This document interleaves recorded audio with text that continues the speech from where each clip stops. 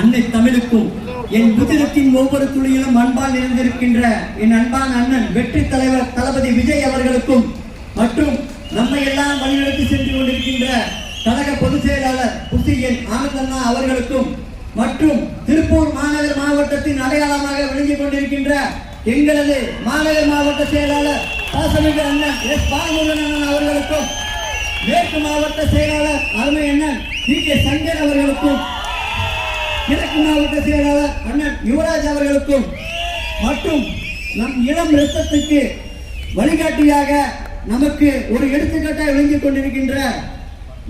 வேலுநாச்சியாராக நமக்கு திகழ்ந்து கொண்டிருக்கின்ற முன்னாள் பாராளுமன்ற உறுப்பினர் அக்கா சத்யபாமா அவர்களுக்கும்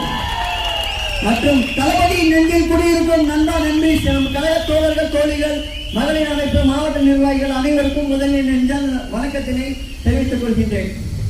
இப்போ உரைக்குள்ள